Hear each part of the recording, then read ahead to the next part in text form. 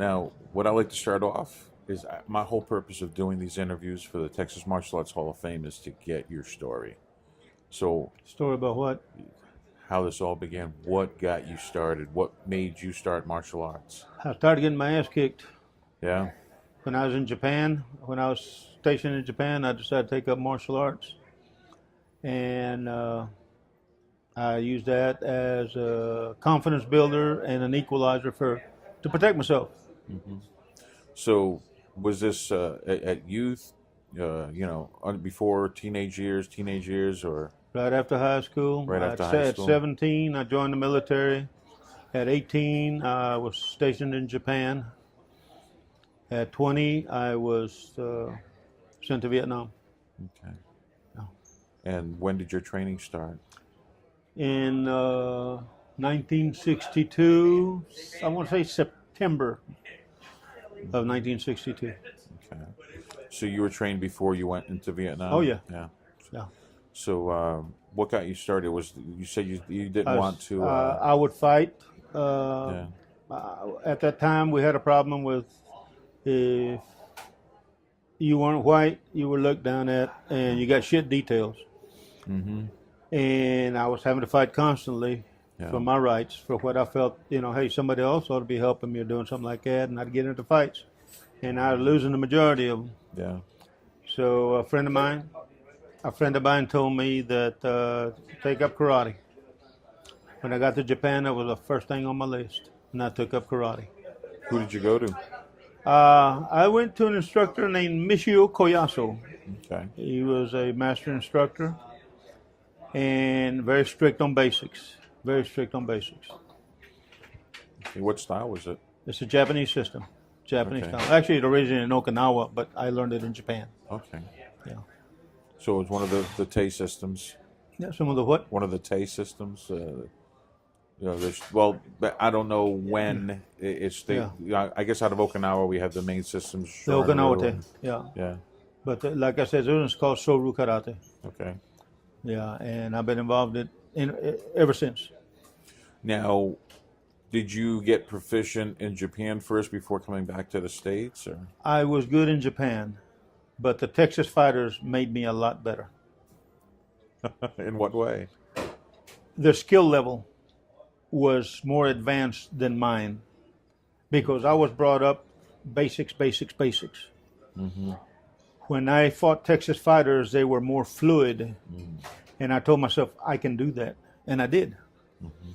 And it just improved myself. It just improved my confidence and my ability. And in my school, I taught an open style of karate.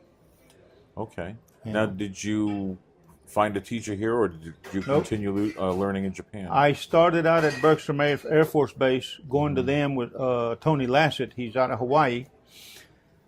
And then I met Jun Rhee at the university in 1960, I want to say 66, something like that, 67. Mm-hmm. But the schedule conflicted. I couldn't train. So I started my own school. And it was history ever since. You know? And what rank were you when you started your own school? I was a first degree black belt. Okay. Yeah. And then eventually I got promoted up through what I was doing by staying in contact with Japan.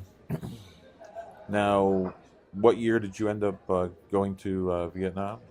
64, 65. 64 and 65. First week it started. And what was it like for you? Huh? What was it like for you? Very scary. Yeah. Very scary. Did your martial arts help you out? My martial arts gave me the confidence, to be able to do my job. Okay, it taught me about fear. Without fear, there is no courage. You have to have fear to bring that out. Now, after Vietnam, coming back to the States, did you immediately go back into the tournaments, training, No. stuff like that? No. I didn't get into the tournament strain until 68, 69. Yeah.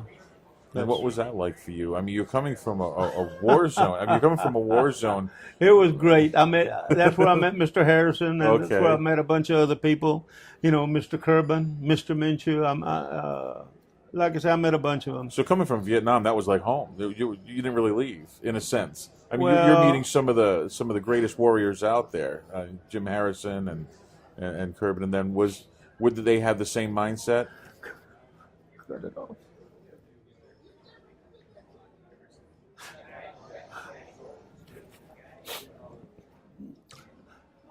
Coming back was very difficult.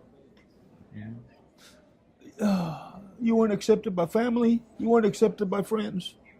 You couldn't find a job. Karate was my way out to keep me sane.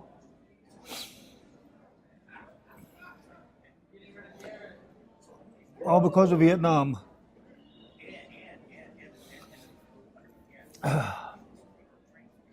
And like I say, martial arts plays a big part in my life.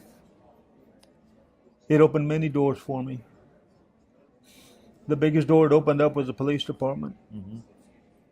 And I found a brotherhood there that I didn't have. I found a family that I didn't have, that accepted me when my own family rejected me. But because of martial arts, it gave me a way out.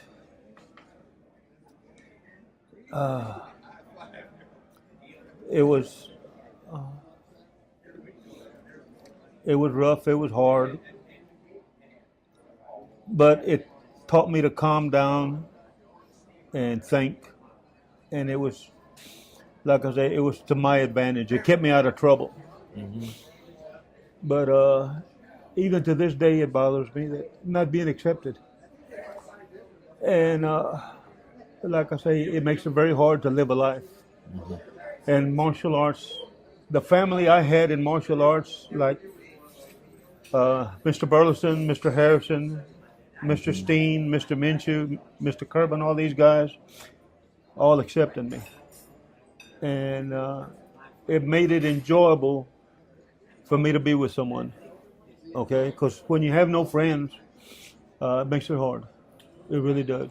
That's the difference with martial arts and the rest of the world out there. Martial arts is a big brotherhood. Yes. It really is. You meet wonderful people. And they open their hearts to you, and they help you when you need help. You know, and like I say, some of these guys I'll never be able to repay.